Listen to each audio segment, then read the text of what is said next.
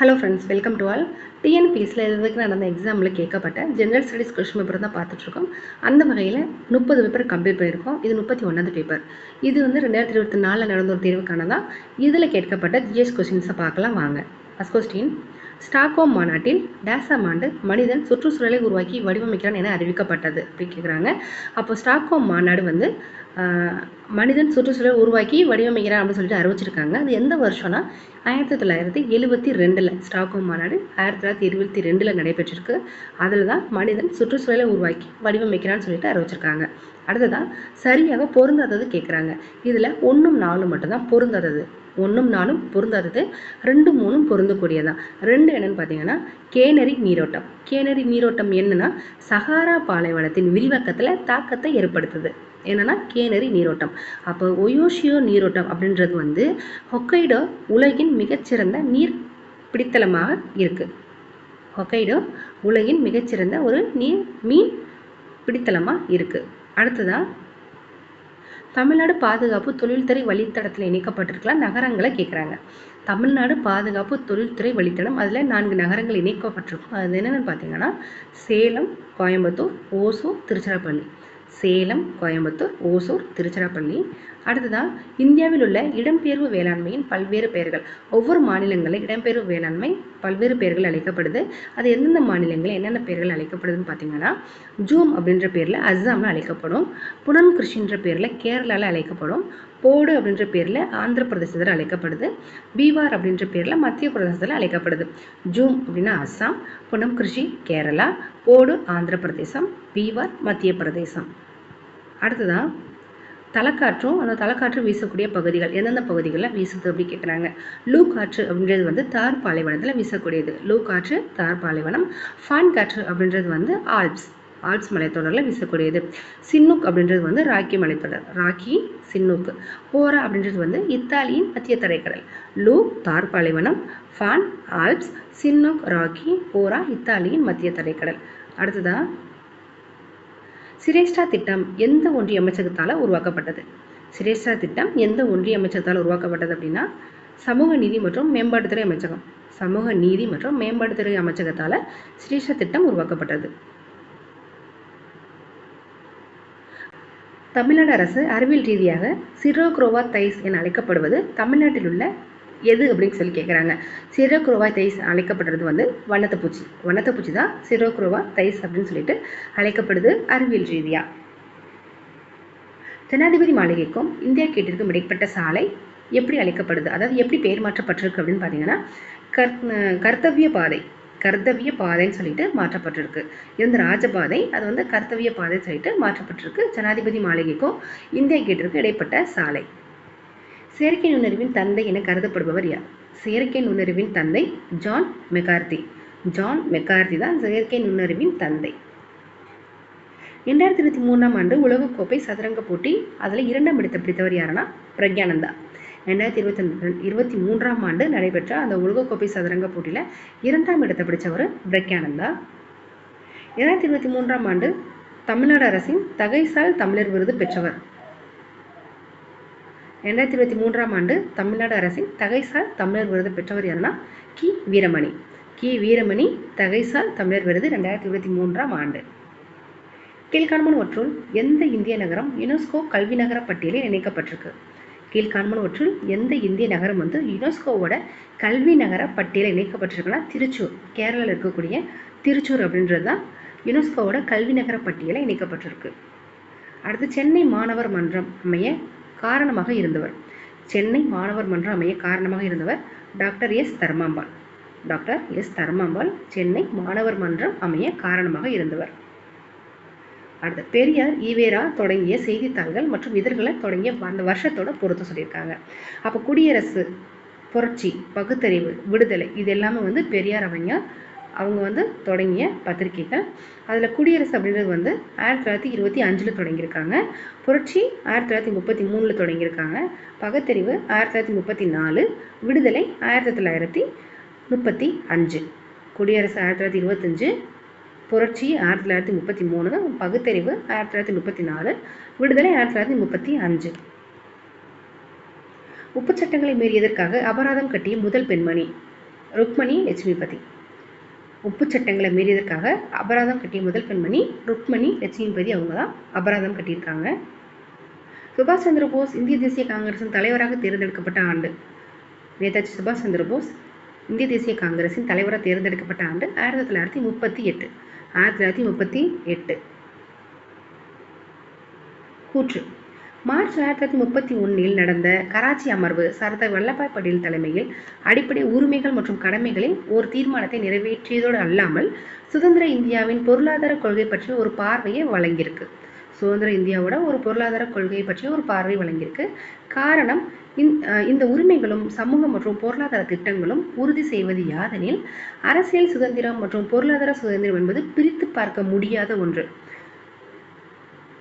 அரசியல் சுதந்திரம் மற்றும் பொருளாதார சுதந்திரம் அப்படின்றது பிரித்து பார்க்க முடியாத ஒன்று அப்படின்னு சொல்லியிருக்காங்க. இதில் ஏஆர் இரண்டுமே சரி. அது மட்டும் இல்லாமல் ஆர் ஏக்கான சரியான விளக்கம். கூற்று காரணம் ரெண்டுமே சரி. காரணமானது கூற்றுக்கான சரியான விளக்கம் சொல்லிட்டு கொடுத்துருக்காங்க. பாளையம் என்ற சொல் ஒரு பகுதியையோ ஒரு இராணுவ முகாமையோ அல்லது ஒரு சிற்றரசையோ குறிப்பதாகும். பாளையம் என்ற சொல் ஒரு பகுதியையோ ஒரு இராணுவ முகாமையோ ஒரு சிற்றரசையோ குறிப்பதாகும். இதில் பார்த்தீங்கன்னா 1, 2, 3 சரியானது. 1 என்னன்னா, இவ்வமைப்பின் கீழ் தனிநபர் ஒருவர் ஆற்றிய சீரிய இராணுவ சேவைக்காக அவரின் கட்டுப்பாட்டின் கீழ் பாளையம் கொடுக்கப்பட்டது. ஒரு தனிநபர் ஒருவர் ஆற்றிய சீரிய இராணுவ சேவைக்காக அவரோட கட்டுப்பாட்டின் கீழே பாளையம் கொடுக்கப்பட்டது.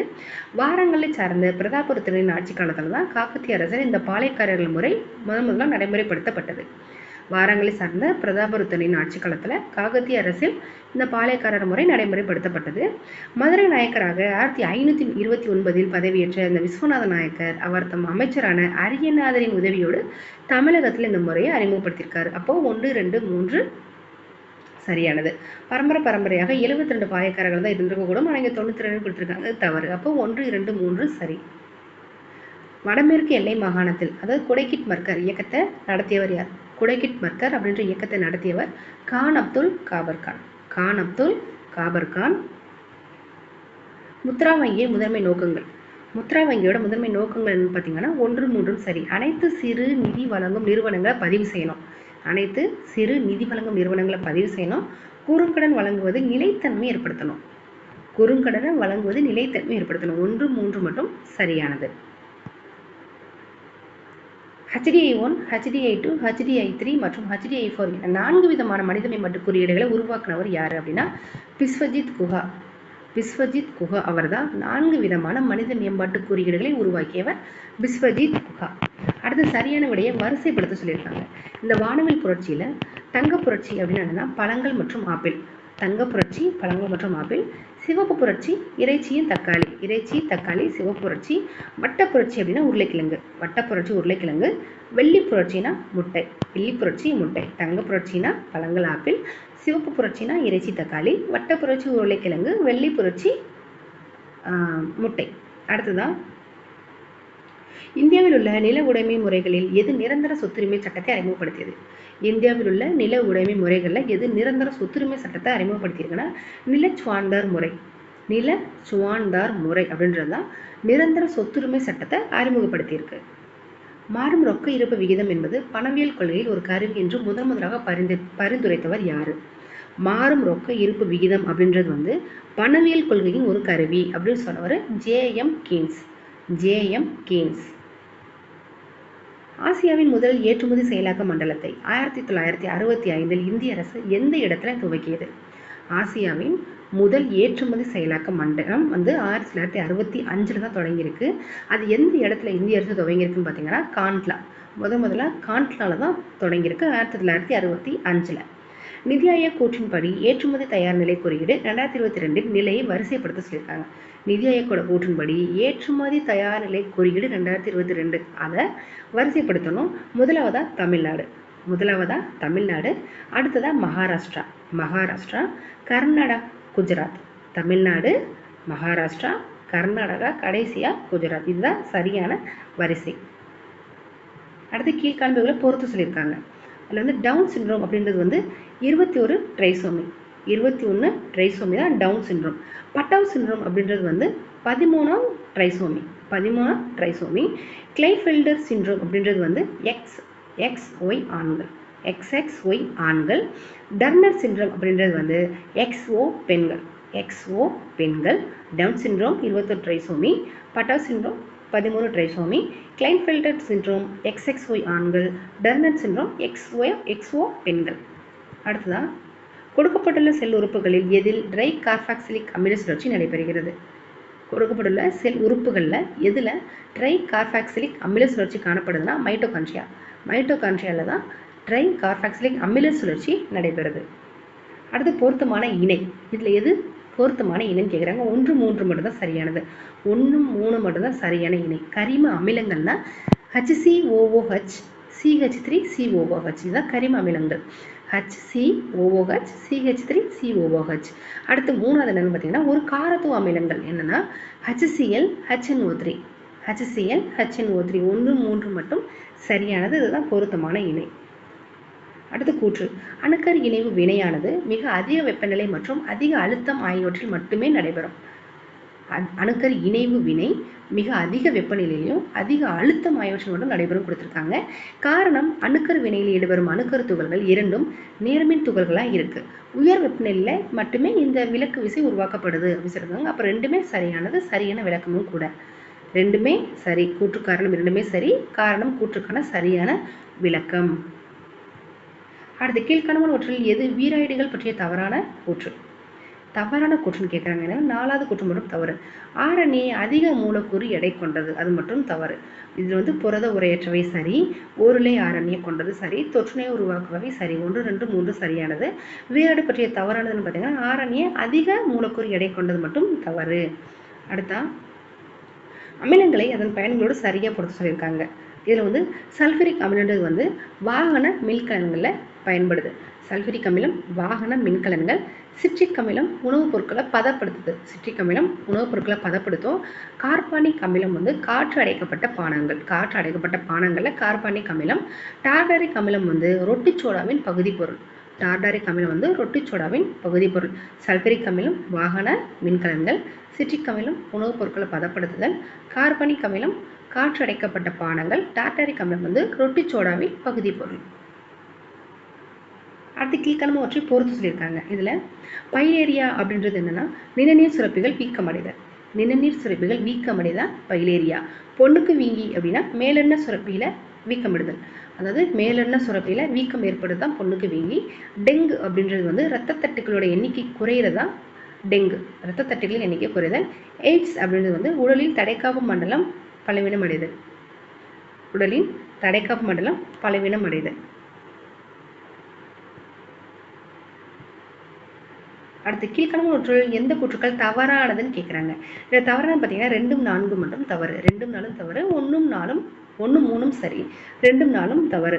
இப்போ 1ன்னு பார்த்தீங்கன்னா ராலே ஒளிச்சிதறல் என்னன்னா சூரியனிலிருந்து வரும் ஒளிக்கதிர்கள் வளிமண்டலத்தில் உள்ள வாயு அணுக்கள் மற்றும் மூலக்கூறுகள் சிதறடிக்கப்படுது. இதுதான் ராலே ஒளிச்சிதறல். சூரியனிலிருந்து வரும் ஒளிக்கதிர்கள் வளிமண்டலத்தில் உள்ள வாயு அணுக்கள் மற்றும் மூலக்கூறுகள் சிதறடிக்கப்படுது. 3 என்ன பார்த்தீங்கன்னா டிண்டால் ஒளிச்சிதறல் என்னன்னா ஒரு கூழ்ம கரைசலில் உள்ள கூழ்ம துகள்களால் ஒளிக்கதிர் சிதறடிக்கப்படுது.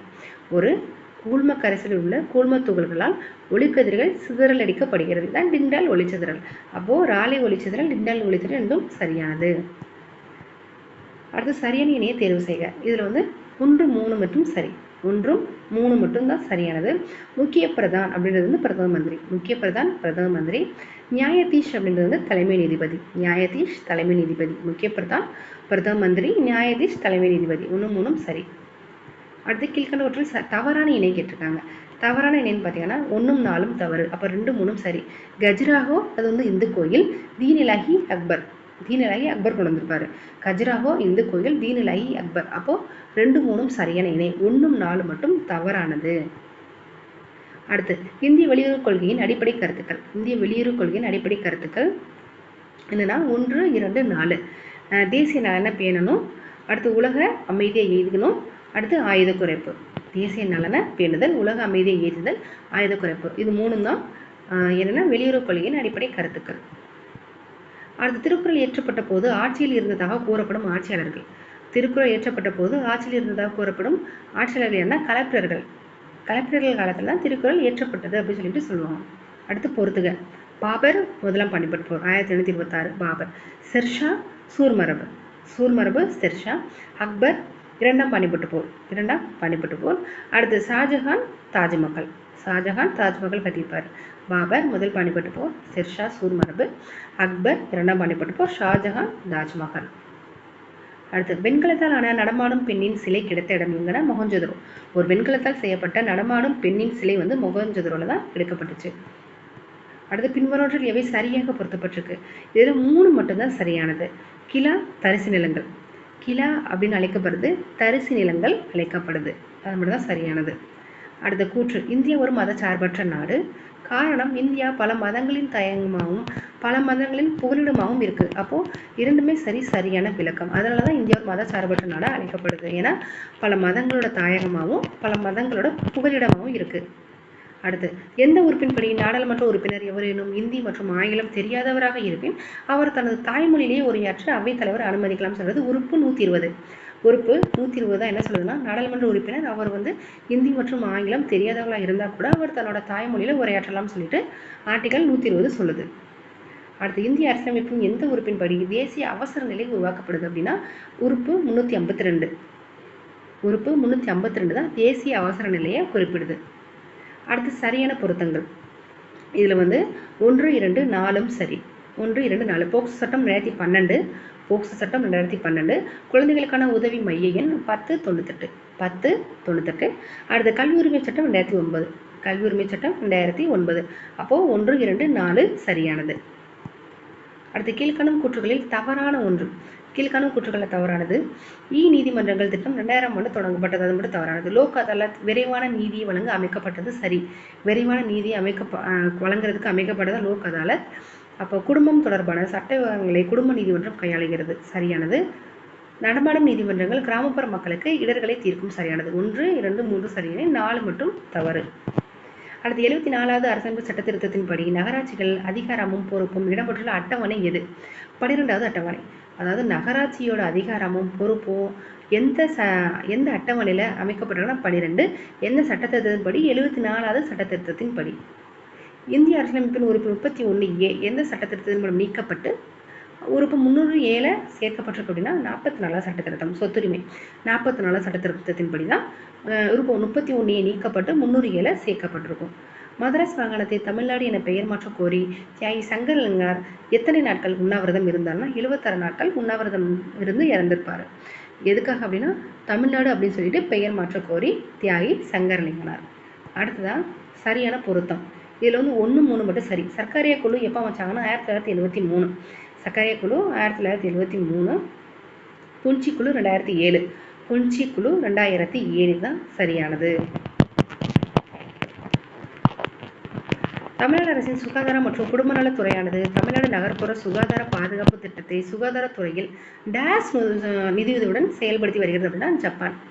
தமிழ்நாடு அரசின் சுகாதாரம் மற்றும் குடும்ப நலத்துறை தமிழ்நாடு நகர்ப்புற சுகாதார பாதுகாப்பு திட்டத்தை சுகாதாரத்துறையில் ஜப்பான் நிதியுதவியோட செயல்படுத்தி வருது. ஜப்பான் நாட்டோட நிதியுதவி.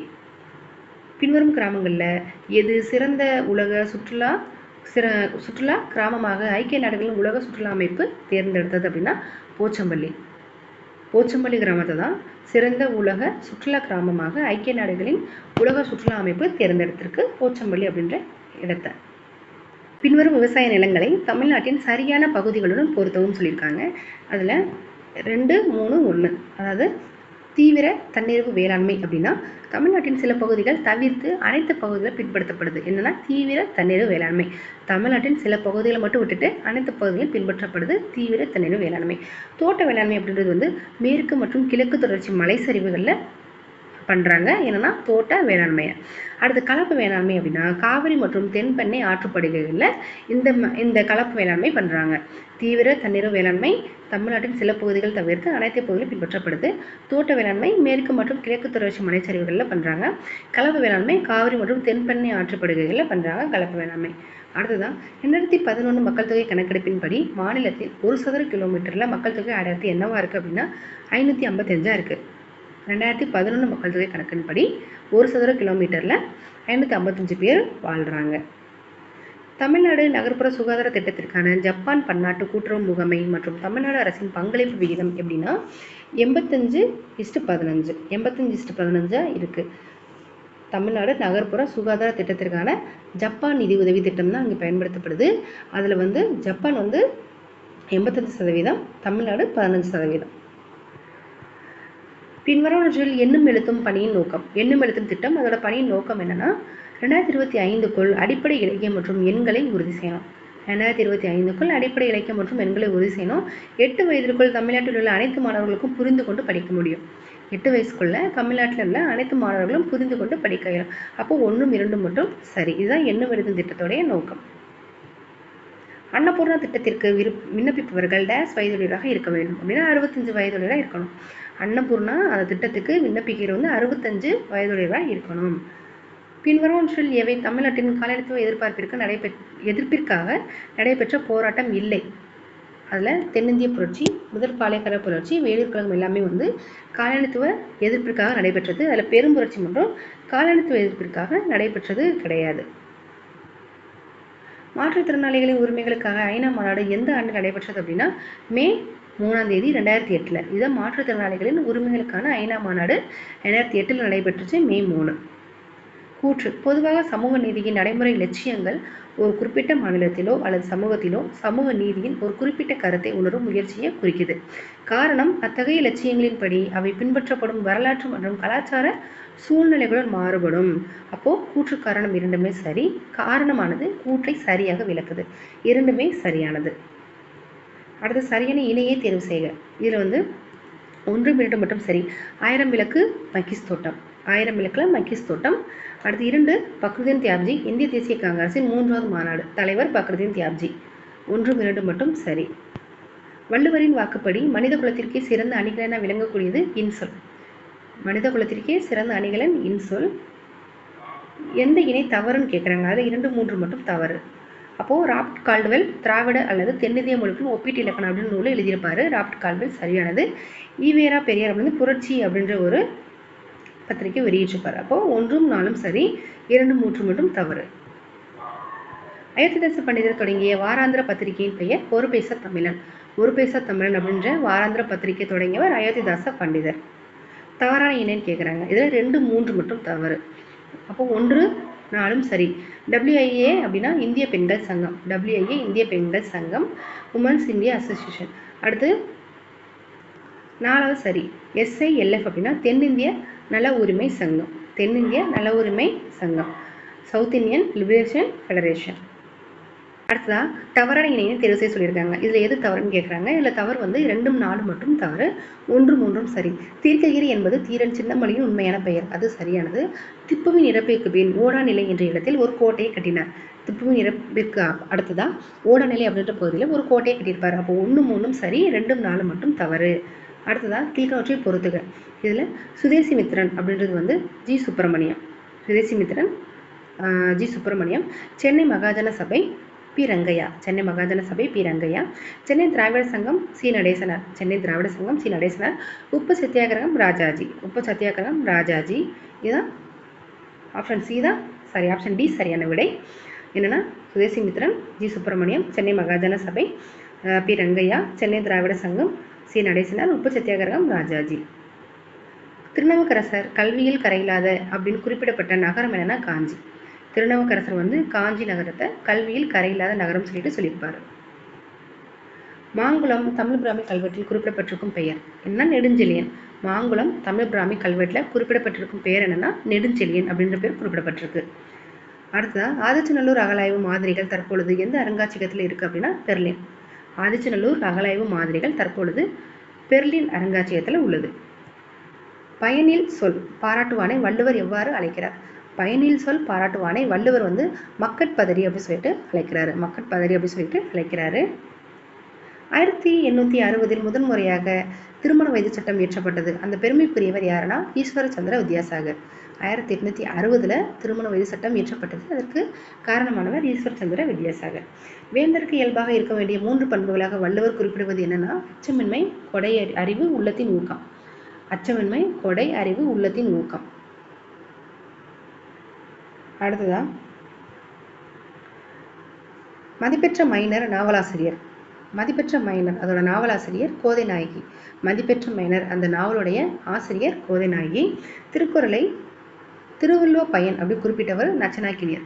திருக்குறளை திருவள்ளுவ பயன் அப்படின்னு சொல்லிட்டு அழைத்தவர் நச்சினார் கிணியன். இதோட இந்த தேர்வில் கேட்கப்பட்ட ஜிஎஸ் கொஸ்டின்ஸை பார்த்தாச்சு. அடுத்த ஒரு பேப்பரில் பார்க்கலாம். தேங்க்யூ.